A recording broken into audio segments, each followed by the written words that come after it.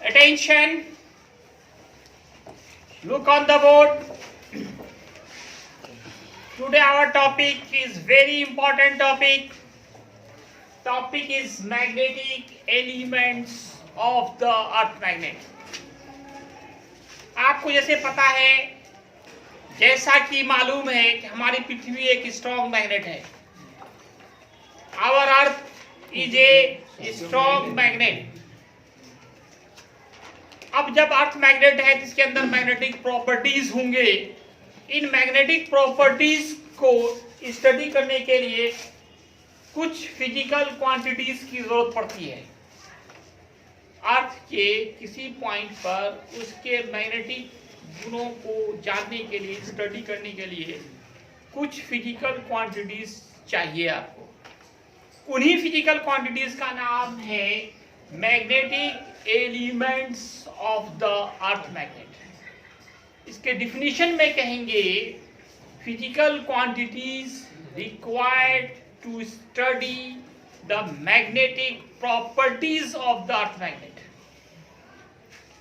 पृथ्वी चुंबक के चुंबकीय गुणों को अध्ययन करने के लिए जिन भौतिक राशियों की आवश्यकता होती है उसे ही पृथ्वी चुंबक का चुंबकीय तत्व कहते हैं. ये टॉपिक हमारा जो है 2021 के लिए, खास करके 2021 बोर्ड के एग्जाम के लिए एकदम मोस्ट इम्पॉर्टेंट है. सबसे पहले मैं इसका इंट्रोडक्शन कराना चाहूंगा. इंट्रोडक्शन या डेफिनेशन एक ही होता है. इसको आप डिफाइन कैसे करोगे? इसका डिफिनेशन होता है the physical quantities required to study magnetic properties of the earth magnet. Of the earth magnet. The physical quantities required to study magnetic properties of the earth magnet is called, उसी का नाम है magnetic. एक से ज्यादा है, यहाँ पे आर कॉल्ड कर दीजिए. Are called magnetic elements. Magnetic elements of the earth magnet.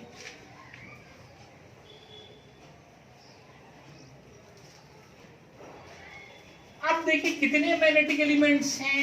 ये पहला important objective. There are three magnetic elements of the earth magnet. कितने हैं? There are three magnetic elements of the earth magnet.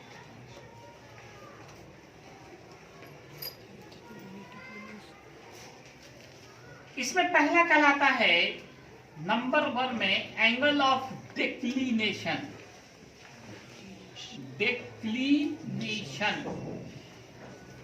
दूसरा होता है angle of deep. और तीसरा है हॉरिजॉन्टल कंपोनेंट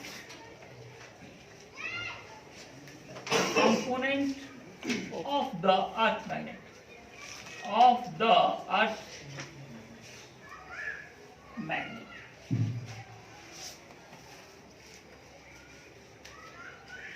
ये तीन मैग्नेटिक एलिमेंट्स होते हैं. Angle of declination, angle of deep और तीसरा horizontal component of earth. Objective में पूछेगा हाउ मेनी मैग्नेटिक एलिमेंट्स, और 2 नंबर का अगर शॉर्ट क्वेश्चन होगा तो उस तीनों का नाम लिख दिया है. Right the name of magnetic elements of the earth magnet. आप इन तीनों का नाम लिखिए. अब लॉन्ग क्वेश्चन होगा, पूरे को एक्सप्लेन करना होगा.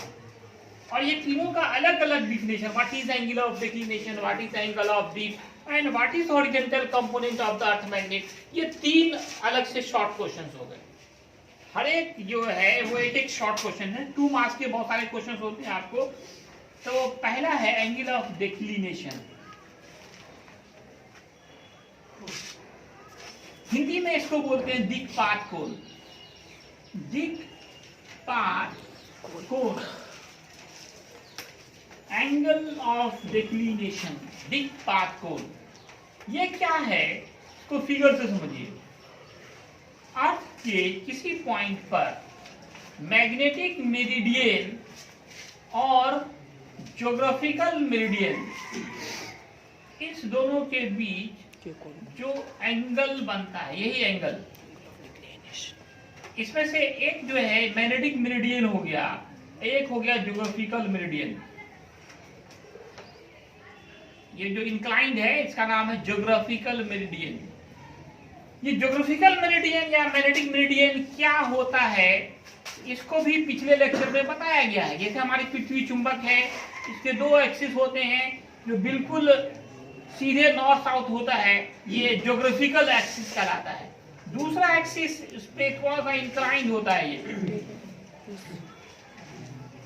इसमें उल्टा होगा, साउथ इधर होगा तो नॉर्थ इधर होगा। इसको कहते हैं मैग्नेटिक एक्सिस। अर्थ के 2 एक्सिस होते हैं, एक जो बिल्कुल बीचों बीच जाएगा वो कहलाएगा, क्या कहलाएगा, जो बीचों बीच जाएगा वो ज्योग्राफिकल एक्सिस कहलाएगा। जो एक्सिस बिल्कुल बीचों बीच जाएगा वो कहलाएगा ज्योग्राफिकल, और जो थोड़ा सा इंक्लाइंड वे में होके जाएगा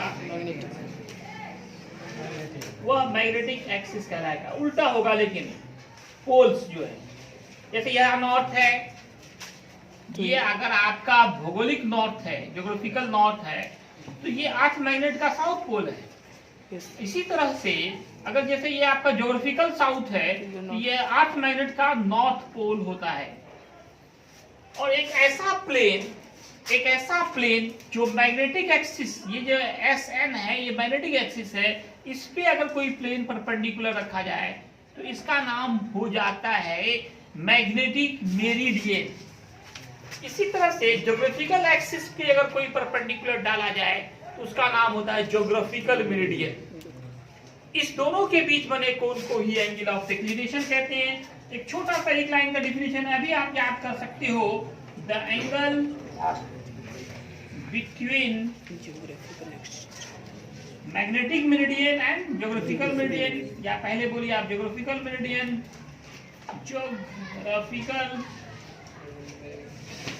मेरिडियन and magnetic meridian।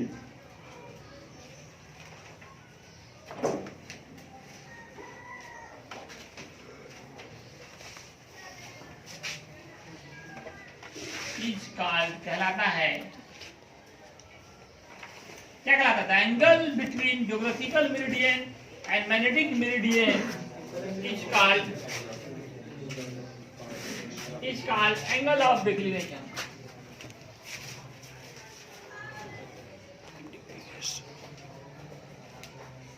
इसको डिनोट करते हैं थीटा से, बाई थीटा। अब दूसरा आइए, एंगल ऑफ बी।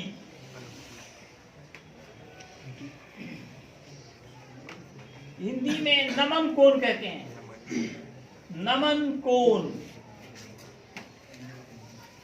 इसका दूसरा भी नाम है, इसको एंगल ऑफ इंक्लिनेशन भी कहते हैं, इंक्लिनेशन। इसको डिफाइन करते हैं, द एंगल बिटवीन, ये भी एंगल होगा, between net earth magnetic field, net earth magnetic field and its horizontal component, its horizontal component is called, कहलाता है एंगल ऑफ डी। इसको डिनोट करते हैं डेल्टा से, generally denoted by small delta. जी को थोड़ा स्टाइलिश बनाइए, ये डेल्टा कहलाएगा। It is denoted by small delta. Angle of theta को डिनोट करते हैं। इसको फिगर से देखिए, ये हमारा अर्थ का मैग्नेटिक मेरिडियन है। ये जो डायगोनल होगा, this will be net earth magnetic field, this will represents earth net magnetic field. और ये देखो हॉरिजॉन्टल है लाइन, इस डायरेक्शन में जो इसका कंपोनेंट होगा वो हॉरिजॉन्टल कंपोनेंट कहलाएगा, और वर्टिकल डायरेक्शन में जो होगा वो वर्टिकल कंपोनेंट कहलाएगा। अब बी और बी एच के बीच में यहाँ पर देखा जाए एक एंगल बनता है। This angle is known as angle of theta, angle of inclination, नमन कोण कहते हैं। क्या कहते हैं? नमन कोण। और इसका फॉर्मूला निकालना है कि ये BH है। आपको मैंने कितनी बार पढ़ाया कि इधर एंगल बनता है उधर cos देते हैं। ये डेल्टा है, इधर एंगल बनना है, this will be cos delta. और इसके परपेंडिकुलर में साइन लेते हैं, ये b sin डेल्टा बोलेंगे। हम लोगों को एंगल ऑफ डीप का फॉर्मूला भी निकालना है, तो कैसे निकालेंगे फॉर्मूला? अकॉर्डिंग टू फिगर से आप क्या देख रहे हो? B V equal B sine delta और B H equal B cos delta. हमको क्या चाहिए? डेल्टा निकालना। क्या करेंगे? Dividing both sides. आप फर्स्ट में डिवाइड कर दीजिए सेकेंड से, BV by BH, BV by BH. This will be B sin delta upon B cos delta. This B cancel. Sin by cos that is 10. इस तरह से 10 डेल्टा का formula होगा BV upon BH। चलिए इतना लिखा जाए, सब डिस्टर्ब करो। हो गया? yes. तो दोस्तों आपने अभी एक फॉर्मूला, बहुत important formula, angle of deep का फॉर्मूला 10 डेल्टा डी इक्वल क्या पड़ा? BV by BH। इससे अगर आप डेल्टा पूछा जाए तो 10 इनवर्स BV by BH होगा। अब इसमें एक क्वेश्चन और पूछा जाता है, what is relation between B, BV and BH? इन तीनों के बीच क्या रिलेशन होगा? Now relation among BV, BH and B। तो आप अकॉर्डिंग टू फिगर क्या देखते हैं कि B को लिखा जा सकता है root under BV square plus BH square. ये देखिए H हो रहा है, ये P हो रहा है, एक B हो रहा है। ये रिलेशन आप कर सकते हैं। तीनों के बीच का जो रिलेशन है B equal BV square plus BH square. अब तीसरा वाला हम लोग आते हैं। तीसरा क्या है?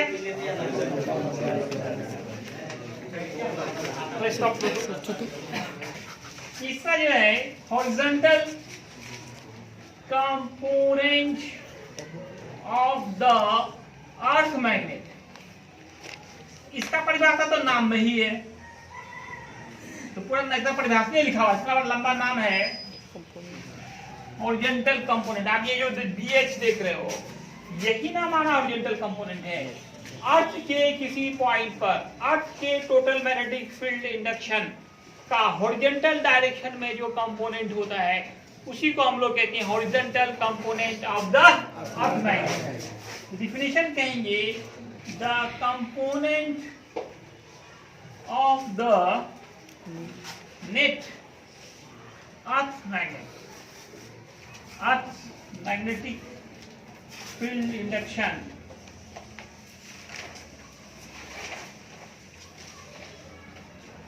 किस डायरेक्शन में?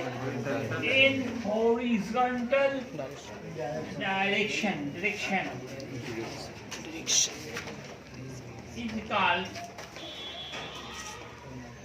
कहलाता है हॉरिजॉन्टल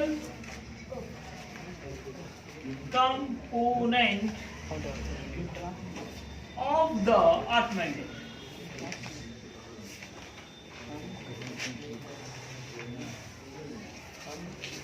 इसको डिनोट करते हैं BH से। It is denoted by BH।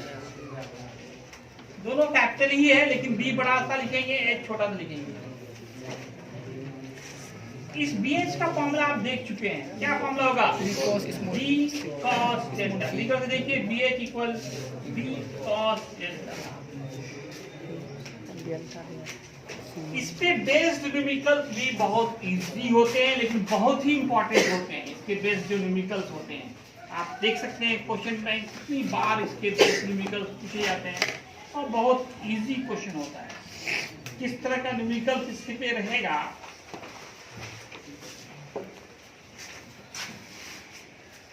Numerical इस पे एक हो जाए, अगर आपसे कहा जाए इफ BV या BH इक्वल BV बाई √3, इसी तरह का कोई रिलेशन दिया जाएगा और आपसे पूछा जाएगा then find out angle of D या एंगल ऑफ इंक्लिनेशन निकालने कहा जाएगा। तो देखिए कोई भी क्वेश्चन बनाना हो तो आपको क्या लिखना चाहिए? पहले सॉल्यूशन और गिवन लिखना चाहिए। इसमें BH इक्वल दिया गया है BV बाई √3, हम लोगों को निकालना है angle of B, delta is what? Tan delta का फॉर्मूला यहाँ पुट करेंगे। क्या फॉर्मूला पड़ा? BV by BH। Tan delta BV के जगह पर BV ही रहने दीजिए और BH का मान यहाँ पुट किया जाए BV by √3। BV cancel, tan delta क्या बचा है हमारा? √3 बच रहा है। √3 कितने का मान होता है? बोलो बाबू, 10 60। इसलिए डेल्टा कितना हो गया? 60। यही हमारा आंसर हो गया। Angle of D is 60। फॉर्मूले पे पुट कर दीजिए और सॉल्व कीजिए, इससे आपको निकल जाएगा मान किसका?